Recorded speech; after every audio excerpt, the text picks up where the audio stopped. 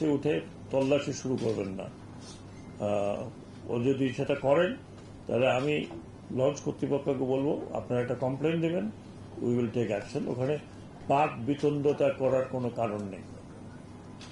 আর যাতে ঘাটগুলোতে স্বচ্ছন্দে যাত্রীরা যাতায়াত করতে পারে সেই জন্য ঘাট যেটুকু ইজারা দেওয়া হয়েছে তাদেরকে বলা হয়েছে, এবং ইজারাদারকে বলা হয়েছে তিনি যে লোকজনকে আবার ফার্দার দিয়েছেন মালপত্র নেওয়ার জন্য, বা যেটাকে আমরা বলি সাধারণত পোর্টার বা কুলি, তাদের ইউনিফর্ম থাকতে হবে, তাদের নেম প্লেট থাকতে হবে। যদি না থাকে সেই ইজারাদারের বিরুদ্ধে অ্যাকশন নেওয়া হবে। মোটা দাগে এইগুলো ছিল আমাদের বক্তব্য। স্পিড বোট চলবে না, বাল্ক হেড রাতে চলবে না, এবং একটা লঞ্চ আরেকটা লঞ্চের সাথে রেস করবে না। ফিটনেস থাকতে হবে, ফিটনেস ইন্সপেকশন এখন থেকেই এই কালকের থেকে শুরু হবে। যারা যারা ঈদে চালাতে চাচ্ছেন, এখনো অনেকে ডকইয়ার্ডে ঠিকঠাক করছেন, তারা যেন ফিটনেস সার্টিফিকেটটা নিয়ে নেন। অন্যথায় তারা কিন্তু যদি তাদেরকে রাস্তায় ধরে নিয়ে যাওয়া হয় সেটার জন্য কর্তৃপক্ষ বা সরকার দায়ী থাকবে না। আমরা যতদূর সম্ভব যাত্রী সকলের নিরাপত্তা চেষ্টা করছি। আমি লঞ্চ মালিকদের অনুরোধ করেছি তারা যাতে নির্ধারিত স্পিডে চলাচল করেন। নির্ধারিত স্পিডে তাড়াতাড়ি করে যাওয়ার দরকার নেই। দিনের বেলা যে সমস্ত কাছাকাছি জায়গাগুলো আছে, শর্ট রুট যেটা, দিনের বেলা যারা চালাবেন তারা অলরেডি অ্যাপ্লিকেশন করতে হবে। ইভেন এমনকি আমি দেখি যে বরিশালেও যায়, আবার দিনে দিনে চলে আসে, রাত্রে আবার একটা ট্রিপ নিয়ে যায়। তাদেরকে পার্টিকুলারলি পারমিশন নিতে হবে ফ্রম BIWTA, তাদেরকেও সিরিয়াল মেনটেন করতে হবে। মোটা দাগে স্পিড বোট চলবে না রাত্রেবেলা কোনোভাবেই। এটা কে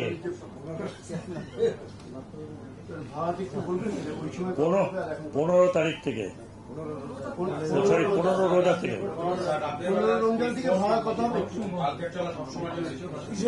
বাল্ক হেড স্পিড বোট রাতের বেলা সবসময় নিষিদ্ধ, এখন তো চলবেই না।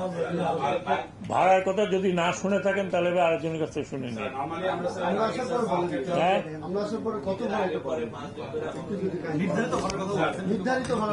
আরেকবার বলি, ইয়াসমিন তোমার শোনা দরকার বেশি।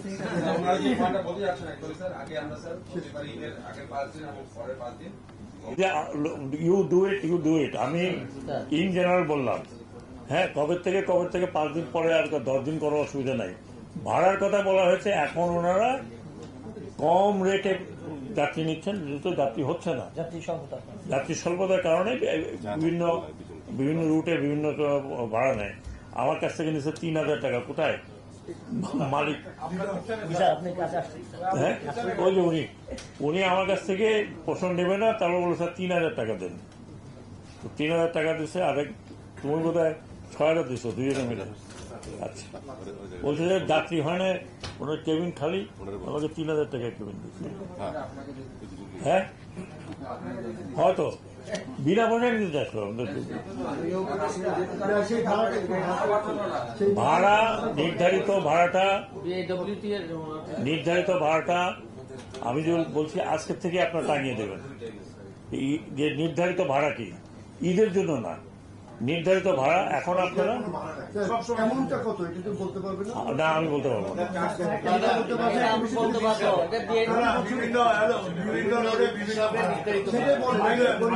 এক মিনিট জাস্ট মিনিট ভাই, 1 মিনিট। এখানে ভাড়া নির্ধারণের জায়গা না, ভাড়া নির্ধারণের জায়গা হচ্ছে BIWTA।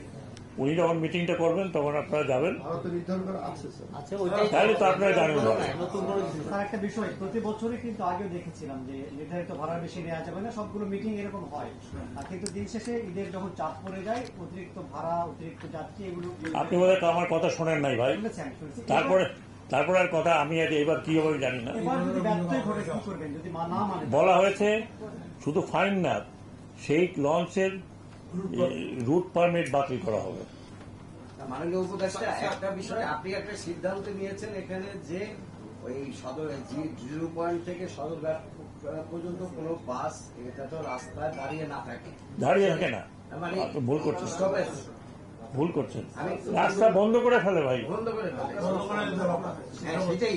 কিন্তু দেখা যাচ্ছে যে এই রাস্তাটায় ফুটপাত অতিক্রম করে, ফুটপাতে তো দোকান বসেই, তারপরে রাস্তার অর্ধেক তারা এটা মেট্রোপলিটন পুলিশ হ্যাঁ, পুলিশ। এবং সেখানে কি বলে জানেন তো, সে দোকানদাররা বললেন যে ভাই, আমরা তো পুলিশের পয়সা দিয়ে এখানে বসে, ওই যে পুলিশ আপনার পেছনে। এখন তো পুলিশ নাই।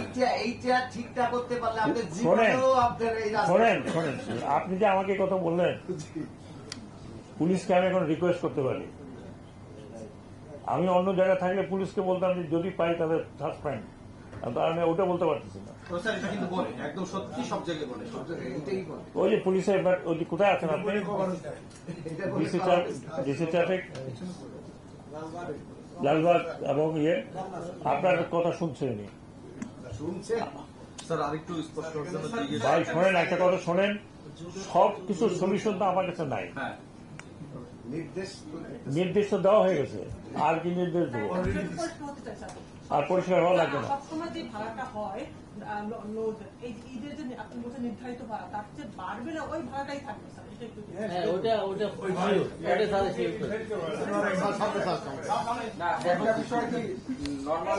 আপনারা শোনেন, এতক্ষণ আমি এই কথাটা বলছি ভাই, রোজার দিন, হ্যাঁ আপনারাও রোজা রাখছেন, হ্যাঁ আপনাদেরও গলা শুকিয়ে গেছে, আমার গলা টোটালি শুকিয়ে গেছে, বুঝতে পারছেন তো। এটা সম্পূর্ণ বলা হয়েছে, যেই ভাড়া নির্ধারিত আছে, ওনারা বলেছেন যে এখন যেহেতু যাত্রী সংকট, সেজন্য যে যেখানে পারে অল্প পয়সায় নিয়ে যায়, যে জন্য উনি আমার কাছ থেকে 3,000 নিচ্ছেন, নাহলে 5,000 টাকা ছিল। জিজ্ঞেস করেন, তাই না? 5,000 টাকা ছিল। হয়তো দেখছে গরিব মানুষ, এটা আপনি আপনার অবস্থান থেকে কোনো তদারকি করবেন কিনা? কারণ মালিকদের অতীতের যে প্রস্তুতি দেখি, আমার শোনেন, সত্য কথা বলে শোনেন, এইখানে তিনজন অত্যন্ত গুরুত্বপূর্ণ মানুষ এখানে বসা আছে। BIWTC director shipping. Director shipping is the only one in Bangladesh authorized to give clearance and permit and inspection. তো কাজেই 3জন লোক এখানে বসা আছে, একদম যারা গুরুত্বপূর্ণ। তারপরে চতুর্থ উনি আছেন, আপনারা আছেন। আমার অনুরোধ হচ্ছে, আপনারা সকলে মিলে যদি এই আইনগুলো মানেন, তাহলে তো আমাদের আর কিছু করার দরকার নাই। বাকিটা এখন এটা একটু মনে রাখতে হবে যে জনগণের দুর্দশা যেন না হয়। আমি নিজে বলেছি যে আমি এইখানে আটকাইছিলাম 1.5 ঘন্টা, পুলিশ টুলিশ দিয়ে কোন রকম ক্লিয়ার করে আমি লঞ্চে উঠছি, আধা ঘন্টা লঞ্চ দাঁড়াইছিল। তার পরের দিন আরেকজন উপদেষ্টা যাচ্ছিলেন, তিনি 1.5 ঘন্টা দেরি হচ্ছে ওনার, উনি সময় মতো তো বেরোলেন, পারেন নাই, যেহেতু জগন্নাথ বিশ্ববিদ্যালয় ওখানে কি যেন একটা হচ্ছিল, সমস্ত রাস্তা বন্ধ, আপনারা জানেন, আপনারা রিপোর্ট করছেন কিনা আমি জানি না। লঞ্চের লোকজন বসে থাকে, এত কেউ দেরি করে যেতে চায় না। কিন্তু রোজার সময় আমার নিজের অভিজ্ঞতা যে বাসার থেকে 1টার সময় বাইরেও সময় মতো পৌঁছে যায় না, এইরকম সমস্যা। আশা করি এবার অনেক কিছু বলেছি, এবং আমি আপনাদেরকে অ্যাসুরেন্স দিতে পারি, আই উইল মাই সেলফ গো। আমি নিজে দেখব। আপনারা এতদিন নিশ্চয়ই আমাকে চিনেছেন যে আমি যদি বলি আমি যাব, তার মানে আমি যাব, সদরঘাটে যাব, আমি নিজেই যাব ইনশাল্লাহ।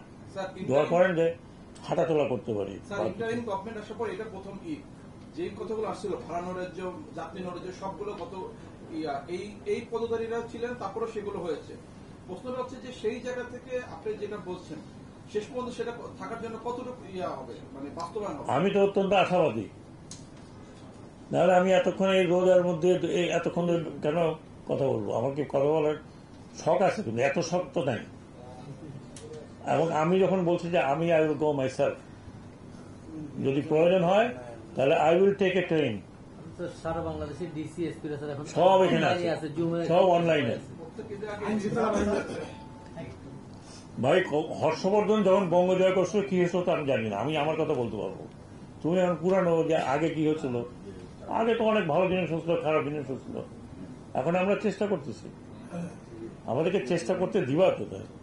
দেখবো তো আমরা চেষ্টা করতে পারি কি পারি না। মাননীয় উপদেষ্টা, আমরা কি বলতে পারি যে আপনি সারপ্রাইজ ভিজিটে যাবেন এই সময়? না, আমি কোনো সারপ্রাইজ দিতে যাবো না। কিসের সারপ্রাইজ? আমি বেরোলে সারপ্রাইজ থাকে নাকি? দাদা একা একা যখন যাবেন, একা যাবেন কেউ কেউ না জানে। হ্যাঁ, আমি একা গেলেও কি সারপ্রাইজ থাকে? আমি ওই দিন আমার প্রতিকেত বাজারে গেছি একাই, ও একজনে দেখছে তার মধ্যে সব বাজার অ্যালার্ট হয়ে গেছে। সেই দিন কি করা যেত? স্যার একটা বিষয়, আপনি নিরাপত্তার বিষয়ে বললেন যে একজন পুলিশ এবং 3 জন আনসার থাকবে। না না, একজন কমান্ডার একজন কমান্ডার ছিল। বর্তমানে যে পরিস্থিতি বিভিন্ন জায়গায় চলছে, রাতে আমরা দেখেছি যে নদীতেও ডাকাতির মতো ঘটনা ঘটেছে, এটা নিরাপত্তার জন্য যথেষ্ট কিনা? লঞ্চে তো অনেক যাত্রী থাকে। তাই আপনি আমাকে এটা জিজ্ঞেস করতেছেন? স্যার, আপনি কি অবশ্যই বলবেন স্যার, আপনি 2 টিয়ার, এটাকে আমরা বলি 2 টিয়ার 3 টিয়ার নিরাপত্তা। প্রথম হচ্ছে আমার যাত্রীর নিরাপত্তা, আবার লঞ্চের মধ্যে ওখানে যদি কেউ গন্ডগোল করে সেটার জন্য ওই আনসার নদী ঝাঁপাবে না। নদী পথে অলরেডি বলা হয়েছে ক্রিটিক্যাল জায়গাগুলো, এন্টায়ার নদী পথে তো আর আমরা পুলিশ দাঁড়া করে তো পারি না। দেয়ার আর ক্রিটিক্যাল প্লেসেস, এই ক্রিটিক্যাল জায়গাগুলোকে বলা হয়েছে, সেখানে কোস্টগার্ড এবং নৌ পুলিশ প্রয়োজনে আমি রিকোয়েস্ট করেছি নেভি ওই ক্রিটিক্যাল জায়গাগুলোতে, বিশেষ করে রাতের বেলায় ওখানে যেন এরা থাকে, ইভেন দিনের বেলাও যদি থাকে। হ্যাঁ, তো ওর আনসারের কাজ না, বা আনসার ক্যাপেবল না যে নদীতে ঝাঁপায়া ওরা ধরবে। কথা বুঝতে পারছেন? এবং আমি এটাও বলেছি প্রয়োজনে আত্মরক্ষার জন্য যা করতে হয় তাই করবে পুলিশ, কোস্টগার্ড অ্যান্ড নেভি যা করা করবে।